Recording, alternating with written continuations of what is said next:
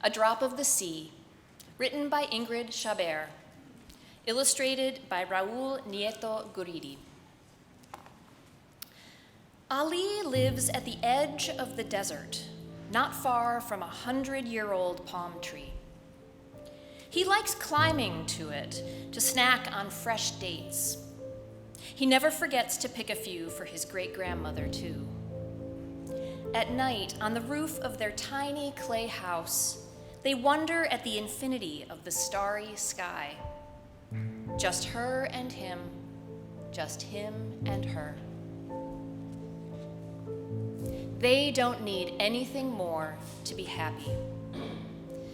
But Ali has grown worried the last few weeks. In her old age, his great-grandmother is finding it harder to walk.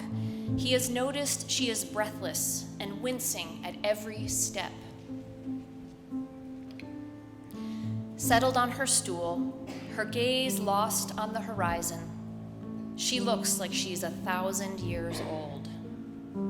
And Ali knows people can't grow that old. Only the desert and palm trees can. At her side, he asks softly, "Great-grandma, have all of your dreams come true?" Surprised, she looks at him and sighs. "You don't want to answer?" "I do, my dear Ali. I was thinking." "So tell me then, the truth." "I think all of my little girl and grown-up dreams have come true, except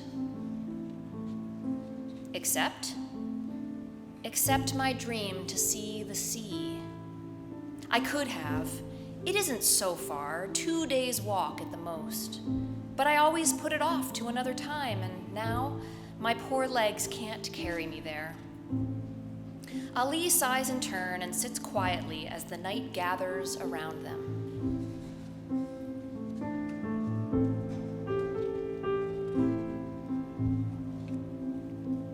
The next day at first light, a determined Ali declares, "Great-grandmother, I am going to seek the sea for you." A breathless laugh escapes the old woman's lips. "Come now, Ali, you are too young. It's a long way." "My mind is made up. I'm going. If all goes well, I'll be back in 4 days." With a pail in hand and a pack full of dates and water, Ali sets off without looking back. He wouldn't want to see his great-grandmother's tears wet the dry dirt, or for her to see his, maybe. She is right. Ali will need a bit less than 2 days to reach his destination. He walks as quickly as his little legs will go. He spends a near frightening night under an unfamiliar palm tree.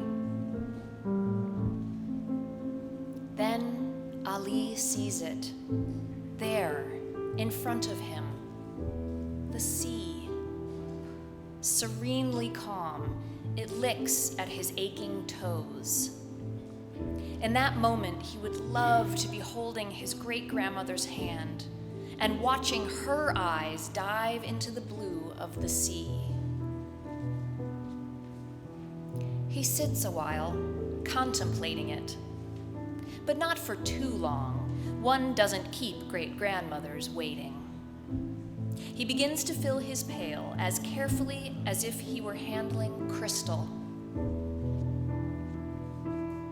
And it's with pail in hand, heavy at the end of his arm, pack in tow, that Ali sets off again, without looking back. He doesn't want to see the sea stealing after him on the sand. The walk home will take him a bit more than 2 days. He imagines his great-grandmother on her stool, squinting to see the tiny dot he must be on the horizon. And at last, he is running into her arms. He has missed her scent. Gently pulling away, he offers her the pail. At the very bottom, only a few drops of the sea remain. The long walk and heat got the better of the treasure. The old woman rolls one of the drops between her fingers and starts to cry. Oh, Ali, this is one of the most beautiful days of my life. The boy's heart soars. That night, on the roof of their tiny clay house, Ali tells his great-grandmother about the sea, again and again.